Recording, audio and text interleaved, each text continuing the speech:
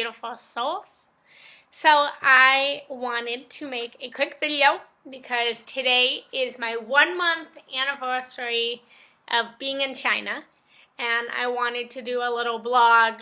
I've been setting the intention to do the blog for a while now, but I really wanted to sit in the energy of China before I made this video, because truth is, if I would have made this video a week after I came, the whole video would have been different. It would have been me crying, me wanting to come home to America.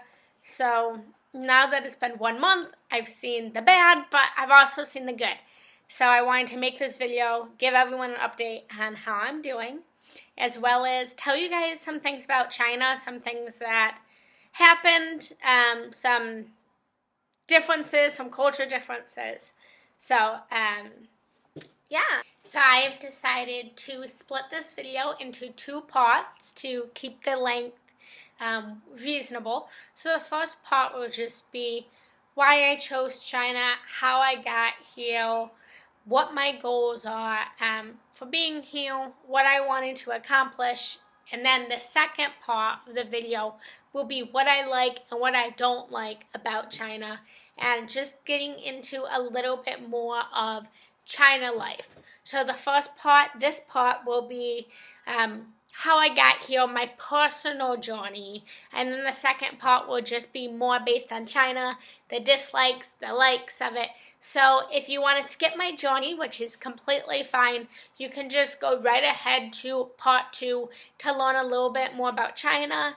If you are thinking about coming to China, or if you're thinking about living abroad, to get a little bit of a rival perspective. So this is part 1, and we'll get started. So overall, China has been a roller coaster of emotions. It has been a complete roller coaster of emotions since I've been here. A lot of people have asked me, why China? Why did I decide to come to China and nowhere else? And the answer is, almost 2 years ago, I was supposed to move to China. If you know that or you don't know that, I was supposed to. I was living in Michigan, back in my hometown, and I had sold everything I owned to move to China. I quit my job. I moved out of my apartment. I was all ready to go. I was supposed to bring my cat Zen with me. I got all of the paperwork together for him to come with me. We were all ready to leave, all packed up. 2 hours before we left for the airport, the school that I was supposed to teach at called me and said that my cat wouldn't be allowed on the plane, that there were some airlines that would allow him to come, but he would have to be put underneath the plane. And I was not comfortable with that. Anyone that knows me personally knows that my cat is my son. There was no difference between him being my flesh and my actual child and him being a cat. I love him no differently. So I gave up this amazing job opportunity to be a mother to my cat. And everyone thought I was crazy for that. About 2 weeks after that, I tried to get the job back, but they had given the job to someone else. So after this happened, I went through a very negative, dark time in my life, because I felt like my goals, my dreams were crashing. Plus, I know now, and I didn't know it then, I wasn't ready for China. I wasn't ready because I wasn't going to China for the right reasons. I was going to China to run away from a relationship, to run away from a situation.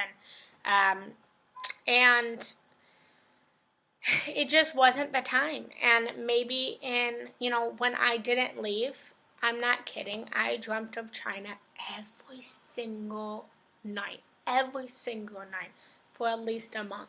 And that was what upset me the most, is because, in my dream life, in a parallel reality, I was there. I was in China, but in my current reality, I wasn't, and I needed to get there. I needed to get vibrationally ready to go.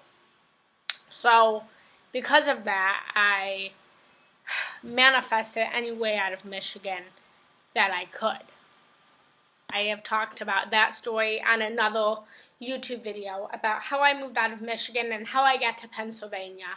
But that was in another video. So I ended up 9 months later manifesting my way to Pittsburgh. I lived in Pittsburgh for 1 year. I loved it. Everyone in Pittsburgh was just, they're my soul family. I really found my home there. I raised my vibration out of all of the contrast and negativity I was feeling back in Michigan. And I decided to pursue this dream again. I had gone on a business trip in Washington, D.C. a couple months ago, and I had always regretted not taking this opportunity, not coming to China. And my best friend Levi had, I had asked him to watch my cat while I was in Washington. And he sent me these text messages telling me how much he loves Zen, how much he wants him, and can he have him? And of course I'm like, no, you can't have him. And he sent me a message back and he said, Jenna, you've wanted to go to China, you've regretted not going to China, go to China, I'll take care of Zen, I love him, I want him, I need him. You know, this is exactly what I need for my life right now. Please consider, you know, me taking Zen and you following your dreams and going to China. And so I thought about it, and I decided that was the right choice. You know, I really meditated on it. I did all of these job interviews to get here, and my reason for China, to get back to that, was for many different reasons. One, I wanted the challenge. I wanted the challenge to get out of my comfort zone and truly be in isolation with myself, and in a very, very healthy way. I tend to be a loner. I'm like an extroverted loner. I enjoy my alone time, but I wanted to really be alone with myself. Others that know me know that, you know, my biggest desire is to find my life partner, is to get married, is to have a family. And I've lived on my own for a long time now. I've been living on my own since I was 17, and I went back home when China fell through, you know, the first time, and that was my first time I had been back home. So I've been alone. I moved to Pittsburgh, I was alone, but I really wanted to prove to myself I can live on my own in a foreign country where I don't speak their language. And challenge myself to that. And I felt like that was a big step that I needed to take before I could settle down, before I could meet a man and give all of myself to him. That was one of my goals. Number two, my goal was to just grow, to expand, to clear up any resistance and contrast that I had, any negative beliefs that I had about myself, any negative feelings that I had. To just be alone with myself, to deal with those things without distracting myself. And that's one of the things that I have been going through since I've been in China. I will be honest, the challenges that I've been facing here are not different than my challenges back home. The difference is I have to face them now. I can't run off with my friends.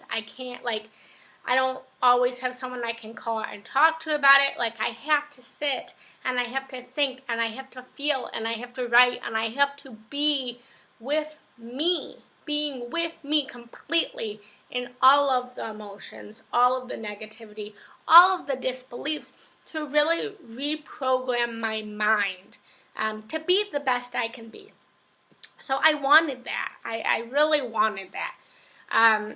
And also, I wanted the experience. You know, I am a wanderlust. I love to travel. I love to experience. I love to expand.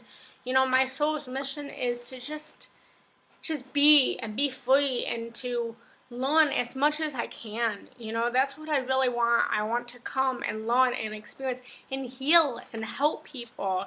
And resonate my vibration out to others and allow their vibrations to affect me. So that is why I chose China, along with, you know, a big thing is the financial stability, the financial abundance. The cost of living here is so cheap, so cheap. So 2 days ago, I looked at my cost of living this month, and my cost of living is $120. And that also includes everything I needed to get set up here in China. So it is super cheap. A meal here costs $2. Like, the most I've paid for a meal here was $10, and that was Mediterranean falafel hummus, like still exported food. So it's been a roller coaster, but I think what is pushing me through is just my positivity. One of the biggest challenges I've had is staying positive. I truly believe that I manifest my reality. I truly believe that I'm not a victim. I truly believe that there is nothing that I perceive that is outside of me. I believe I am creating all of this. I am co-creating with other people all of this. We are all the gods of our own worlds, and together we are manifesting everything that I see. So the negatives that I've faced have been difficult because I do believe I've created those challenges. But that's it for part 1. So if you want to hop over to part 2, it is all about what I like, what I dislike about China, and a little bit more about my experience while I've been in China. So hopefully you guys hop over there, and if not, thank you guys so much for watching, and just stay tuned. Remember to stay in your gratitude, keep your affirmations up, and remember that this is your reality. You can manifest absolutely everything you want. There is infinite amount of possibilities for you to tap into. So until next time, guys, make sure to subscribe if you haven't already, and again, make sure to hop over to part 2 to watch that one. Thank you. Mwah. Have a beautiful day, guys.